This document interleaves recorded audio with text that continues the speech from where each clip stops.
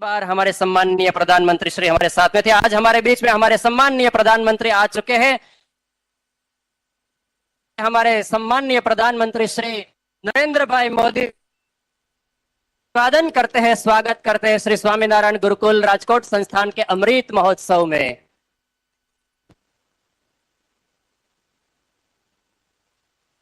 आपका हम हृदय पूर्वक स्वागत करते हैं सम्माननीय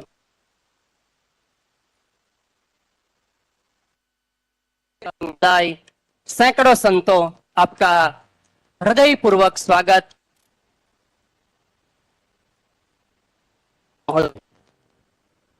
कहते हुए हमें हर्ष हो रहा है कि आज 2004 में जब श्री स्वामीनारायण धर्म जीवन हॉस्पिटल उद्घाटन हुआ था, तभी का उद्घाटन हुआ था, तब भी आप उपस्थित। यह संस्थान 51 शाखाओं के साथ विश्व भर में लाखों विद्यार्थी, साधुओं की फौज, 118 से भी अधिक सामाजिक, शैक्षणिक और आध्यात्मिक प्रवृत्तियां के लिए सदा समर्पित है। कहते हुए हमें हर्ष हो रहा है कि आज जैसे भारत का सूर्य विश्व भर में देदीप्यमान है, वैसे ही गुरुकुल राजकोट का संस्कार के साथ शिक्षण देने में उसका सूर्य भी विश्व भर में देदीप्यमान है। आज जैसे भारत में राम राज्य की स्थापना हुई है प्रधानमंत्री श्री के नेतृत्व में, वैसे ही गुरुकुल की सर्व जीव हिताय सर्वजन सुखाय प्रत्येक मानव कल्याणकारी प्रवृत्ति भी आशीर्वाद रूप साबित हुई है। माननीय प्रधानमंत्री श्री, आपके नेतृत्व में देश का प्रत्येक नागरिक संपूर्ण न्यौछावर करने को तैयार है। वैसे ही नीलकंठ धाम पोइचा के सृष्टा सर्जक श्री धर्मवल्लभ दास जी स्वामी जी के मार्गदर्शन में प्रत्येक साधु, हरिभक्त और सब लोग संपूर्ण न्यौछावर करने के लिए तैयार हैं। माननीय प्रधानमंत्री श्री, आपने नेशन फर्स्ट एवं मैं नहीं हम, इसकी भावना से देश भर के नागरिकों को भर दिया है। वैसे ही हम महंत स्वामी श्री देव प्रसाद दास जी स्वामी गुरुकुल फर्स्ट की भावना सुदृढ़ करवाई है। आज जैसे आपके नेतृत्व में, आज जैसे भारत का एक तपस्वी पुरुष नेतृत्व कर रहा है, विकास पुरुष देश का नेतृत्व कर रहे हैं, राष्ट्र पुरुष, वैश्विक नेता आप जैसे सम्माननीय नरेंद्र मोदी साहब नेतृत्व कर रहे हैं, वैसे ही हमारे गुरुकुल का नेतृत्व हमारे अध्यात्म पुरुष, साधुता की मूर्ति परम पूज्य गुरु महाराज श्री देव कृष्णदास जी स्वामी कर रहे हैं, जिसका निर्दोष निखालस जीवन आज हजारों और लाखों लोगों को प्रेरणा की मूर्ति बने हुए हैं। 75 साल के बाद, जैसे आज से 75 साल पहले गुरुदेव शास्त्री जी महाराज ने भारत की आजादी के साथ आदर्श नागरिक का निर्माण करने के लिए श्री स्वामीनारायण गुरुकुल राजकोट संस्थान की स्थापना की, जोगी स्वामी जी के भजन से उसको पोषित किया, वैसे ही आज 75 साल के बाद भारत की आजादी के साथ में अमृत महोत्सव मना रहा है गुरुकुल। आज श्री स्वामीनारायण कन्या गुरुकुल का भी शुभारंभ कर रहा है, कन्याओं की केळवणी का कार्य शुरू कर रहा है, जिसमें आप भी बहुत बड़ा कार्य कर रहे हैं, जिसका सुकान गुरु महाराज आज्ञा से धीरजलाल कोटड़िया, लालजी भाई पटेल, राकेश भाई पटेल कर रहे हैं। और कहते हुए हमें हर्ष हो रहा है कि संस्थान की स्वर्ण जयंती महोत्सव पर पूर्व प्रधानमंत्री श्री अटल बिहारी वाजपेयी जी पधार के गुरुकुल संस्कृति को पोषित की थी, वैसे आज अमृत महोत्सव में भारत के यशस्वी प्रधानमंत्री हमारे सम्माननीय नरेंद्र मोदी साहब पधारे हैं। आइए सम्माननीय नरेंद्र मोदी साहब को विनती करते हैं, प्रार्थना करते हैं कि गुरुकुल के अमृत महोत्सव पर आप अपने हृदयांजलि, भावांजलि, अमृतांजलि समर्पित कर। प्रधानमंत्री श्री नरेंद्र मोदी साहब।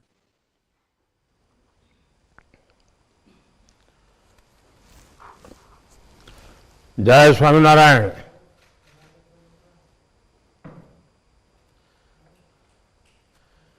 इस पवित्र कार्यक्रम को दिशा दे रहे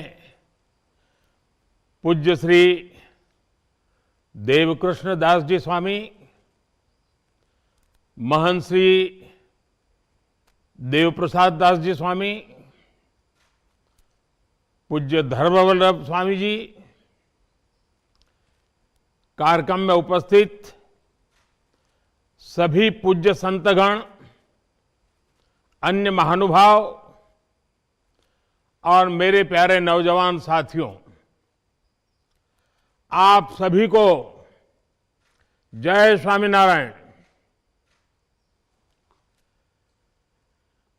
पूज्य शास्त्री जी महाराज श्री धर्मजीवन दास जी स्वामी की प्रेरणा से, उनके आशीर्वाद से राजकोट गुरुकुल के 75 वर्ष हो रहे हैं।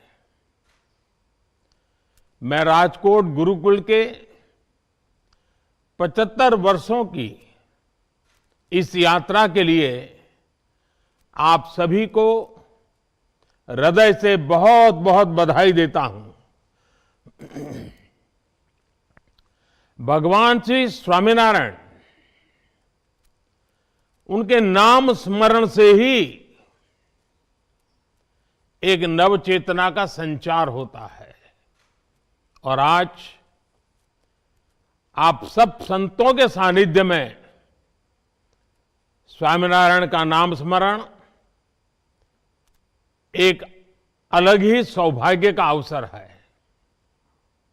मुझे विश्वास है इस ऐतिहासिक संस्थान का आने वाला भविष्य और भी यशस्वी होगा। इसके योगदान और भी अप्रतिम होंगे। साथियों, श्री स्वामीनारायण गुरुकुल राजकोट की यात्रा के 75 वर्ष ऐसे कालखंड में पूरे हो रहे हैं जब देश अपनी आजादी के 75 वर्ष मना रहा है। ये सुखद संयोग तो है ही, सुखद सुयोग भी है। एक राष्ट्र के रूप में भारत की, आजाद भारत की जीवन यात्रा ऐसे सुयोगों से ही, और हजारों साल की हमारी महान परंपरा भी ऐसे ही सुयोगों से ही गतिमान रही है। ये सुयोग है कर्मठता और कर्तव्य के सुयोग। ये सुयोग है संस्कृति और समर्पण के सुयोग। ये सुयोग है आध्यात्म और आधुनिकता के सुयोग। जब देश आजाद हुआ तो हमारे ऊपर ये जिम्मेदारी थी कि हम शिक्षा के क्षेत्र में भारत के प्राचीन वैभव और हमारा महान गौरव को पुनर्जीवित करें। लेकिन गुलामी की मानसिकता के दबाव में सरकारें उस दिशा में बढ़ी नहीं, और कुछ बातों में तो उल्टे पैर चली।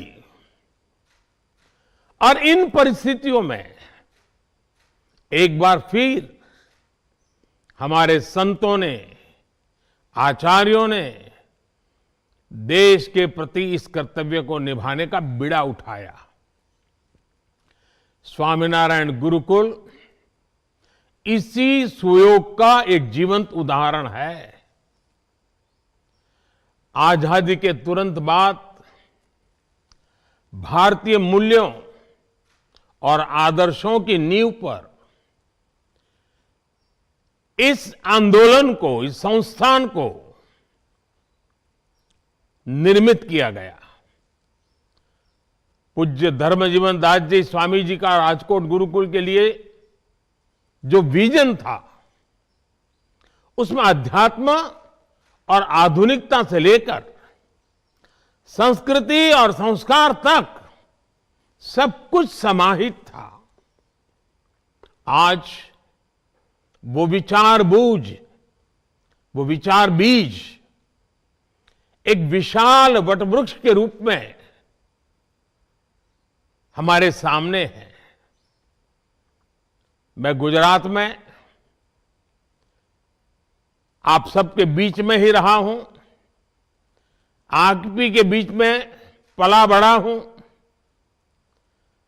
और ये मेरा सौभाग्य रहा है कि मुझे इस वटवृक्ष को आकार लेते हुए अपनी आंखों से करीब से देखने का सुअवसर मिला है। इस गुरुकुल के मूल में भगवान स्वामीनारायण की प्रेरणा रही है। प्रवर्तनीया सद्विद्या भुवि यत् सुकृतम महत्, अर्थात सत विद्या का प्रसार संसार का सबसे पवित्र, सबसे महत्वपूर्ण कार्य है। यही तो ज्ञान और शिक्षा के प्रति भारत का वो शाश्वत समर्पण है जिसने हमारी सभ्यता की नींव रखी है।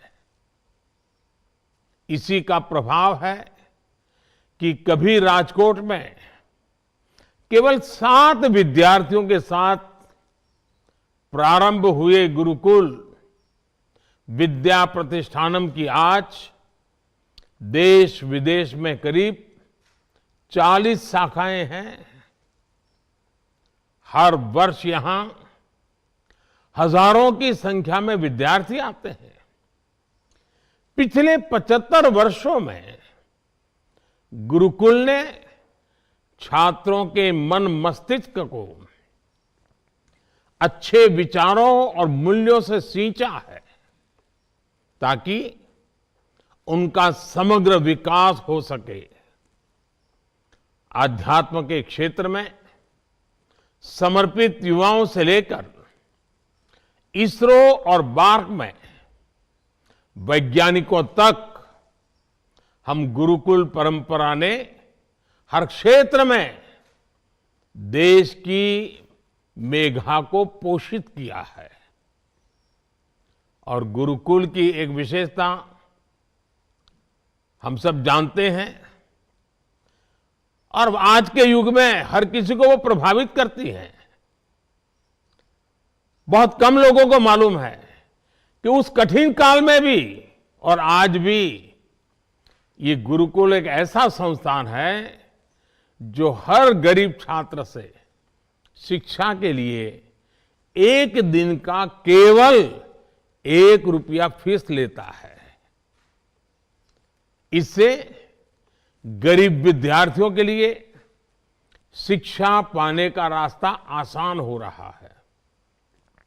साथियों, आप सभी जानते हैं कि भारत में ज्ञान ही जीवन का सर्वोच्च उद्देश्य रहा है। इसलिए जिस कालखंड में दुनिया के दूसरे देशों की पहचान वहां के राज्यों और राजकुलों से होती थी, तब भारत को भारत भूमि के गुरुकुलों से जाना जाता था। गुरुकुल यानी गुरु का कुल, ज्ञान का कुल। हमारे गुरुकुल सदियों से समता, ममता, समानता और सेवा भाव की वाटिका की तरह रहे हैं। नालंदा और तक्षशिला जैसे विश्वविद्यालय भारत की इस गुरुकुल परंपरा के वैश्विक वैभव के पर्याय हुआ करते थे। खोज और शोध ये भारत की जीवन पद्धति का हिस्सा थे। आज हम भारत के कण कण में जो विविधता देखते हैं, जो सांस्कृतिक समृद्धि देखते हैं, ये उन्हीं शोधों और अन्वेषणों के परिणाम है। आत्म तत्व से परमात्मा तत्व तक आध्यात्म से आयुर्वेद तक, सोशल साइंस से सोलर साइंस तक, मैथ से मेटलर्जी तक और शून्य से अनंत तक हमने हर क्षेत्र में शोध किए, नए निष्कर्ष निकाले। भारत ने अंधकार से भरे उन युगों में मानवता को प्रकाश की वो किरणें दी जिनसे आधुनिक विश्व और आधुनिक विज्ञान की यात्रा शुरू हुई। और इन उपलब्धियों के बीच हमारे गुरुकुलों की एक और शक्ति ने विश्व का मार्ग प्रशस्त किया। जिस कालखंड में विश्व में जेंडर इक्वलिटी जैसे शब्दों का जन्म भी नहीं हुआ था, तब हमारे यहां गार्गी, मैत्रेयी जैसी विदुषियां शास्त्रार्थ करती थी। महर्षि वाल्मीकि के आश्रम में लवकुश के साथ ही आत्रेय भी पढ़ रही थी। मुझे खुशी है कि स्वामीनारायण गुरुकुल इस पुरातन परंपरा को, आधुनिक भारत को आगे बढ़ाने के लिए कन्या गुरुकुल की शुरुआत कर रहा है। 75 वर्ष के अमृत महोत्सव में, आजादी के अमृत काल में इस संस्थान की शानदार उपलब्धि होगी और देश के लिए महत्वपूर्ण योगदान भी होगा। साथियों, आप सभी बेहतर तरीके से जानते हैं कि भारत के उज्जवल भविष्य में हमारी आज की शिक्षा व्यवस्था और शिक्षण संस्थानों की कितनी बड़ी भूमिका है। इसलिए आजादी के इस अमृत काल में देश एजुकेशन, इंफ्रास्ट्रक्चर हो या एजुकेशन पॉलिसी, हम हर स्तर पर अधिक गति से, अधिक विस्तार से काम में जुटे रहते हैं। आज देश में बड़े शैक्षिक संस्थानों, IIT, triple IT, IIM, AIIMS जैसे संस्थानों की संख्या में बड़ी वृद्धि हो रही है। 2014 के बाद से मेडिकल कॉलेजों की संख्या में 65% से ज्यादा की बढ़ोतरी हुई है। नई राष्ट्रीय शिक्षा नीति के जरिए देश पहली बार उस शिक्षा व्यवस्था को तैयार कर रहा है जो फॉरवर्ड लुकिंग है, फ्यूचरिस्टिक है। जब नई पीढ़ी बचपन से ही बेहतर शिक्षा व्यवस्था में पलेगी और बढ़ेगी तो देश के लिए आदर्श नागरिकों का निर्माण भी स्वतः होता चला जाएगा। यही आदर्श नागरिक, आदर्श युवा 2047 में, 2047 में, जब देश आजादी के 100 साल मनाता होगा, विकसित भारत के सपने को सिद्धि तक लेकर के जाएंगे।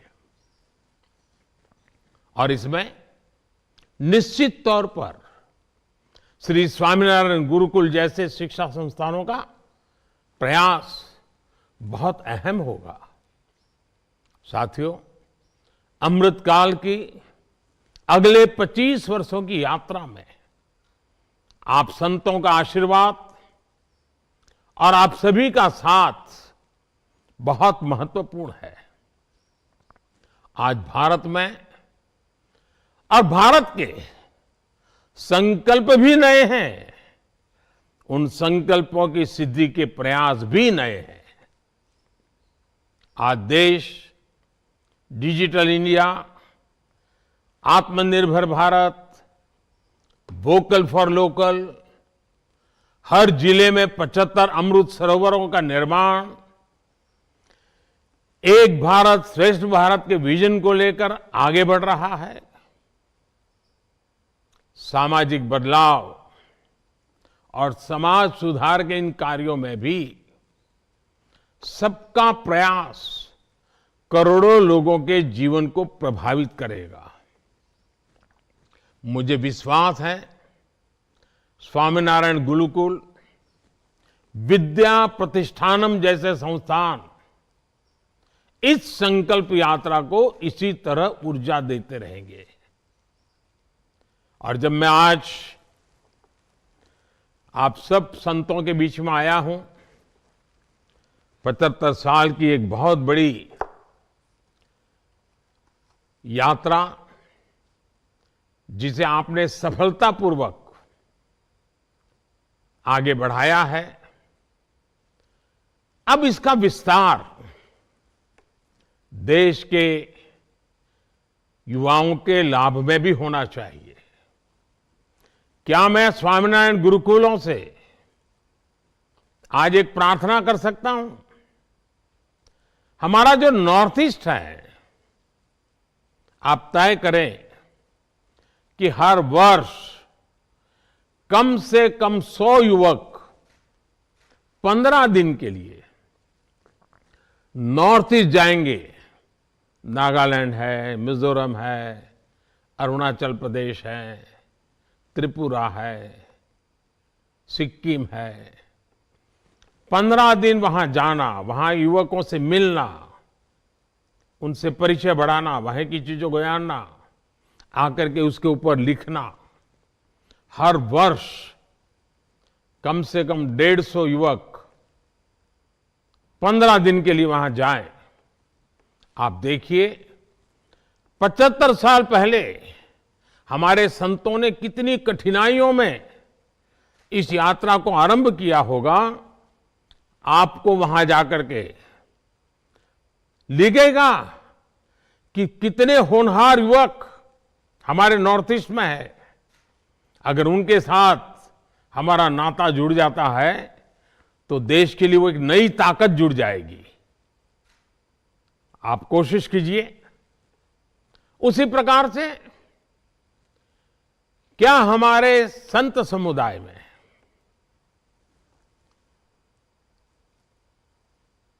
मुझे याद है जब बेटी बचाओ अभियान हम कर रहे थे तो छोटी छोटी बालिकाएं मंच पर आकर के 7 मिनट, 8 मिनट, 10 मिनट का बड़ा हृदय द्रावक और बड़े अभिनय के साथ भाषण करती थी, सारे ऑडियंस को रुला देती थी। और वो कहती थी, मां के गर्भ में से वो बोलती थी कि मां मुझे मत मारो। भ्रूण हत्या के खिलाफ वो आंदोलन का बहुत बड़ा नेतृत्व हमारी बेटियों ने गुजरात में किया था। क्या हमारे गुरुकुल के विद्यार्थी धरती माता के रूप में लोगों को संबोधित करें कि मैं तुम्हारी मां हूं, मैं तुम्हारे लिए अन्न, फल, फूल सब पैदा करती हूं, मुझे मत मारो। ये फर्टिलाइजर, ये केमिकल, ये दवाइयां, मुझे उसे मुक्ति दो। और प्राकृतिक खेती की तरफ प्रेरित करने के लिए किसानों के बीच में मेरे गुरुकुल के विद्यार्थी इस प्रकार से स्ट्रीट प्ले करे, शेरी नाटक करे। बहुत बड़ा अभियान गुरुकुल हमारे चला सकते हैं। और मुझे खुशी है कि गुजरात के हमारे गवर्नर श्रीमान आचार्य देवव्रत जी के नेतृत्व में प्राकृतिक खेती का बहुत बड़ा अभियान चला है। आप भी जैसे मनुष्य को व्यसन से मुक्ति का अभियान चला रहे हैं, वैसे ही धरती माता को इस प्रकार के जहर से मुक्ति का प्रण लेने के लिए किसानों को प्रेरित करने का काम कर सकते हैं।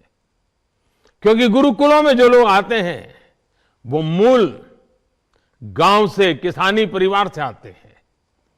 उनके माध्यम से बात बड़ी सरलता से पहुंच सकती है। तो आजादी के इस अमृत काल में हमारे गुरुकुल, हमारे संस्कारित शिक्षित युवक उज्जवल भविष्य के लिए, पर्यावरण की रक्षा के लिए, एक भारत श्रेष्ठ भारत के सपने को साकार करने के लिए अनेक नए विचारों, आदर्शों, संकल्पों को लेकर के चल सकते हैं। और मुझे विश्वास है स्वामीनारायण परंपरा की मेरे लिए बड़ा सौभाग्य रहा है कि स्वामीनारायण परंपरा में जब भी मैं आपसे मिला हूं, जो भी मांगा है आप सबने पूरा किया है। आज जब मैं इन चीजों को मांग रहा हूं, मुझे विश्वास है आप भी इसको पूरा करेंगे और गुजरात का नाम तो रोशन होगा ही होगा, भावी पीढ़ी का जीवन आसान होगा। फिर एक बार आप सबका बहुत बहुत धन्यवाद। जय स्वामीनारायण।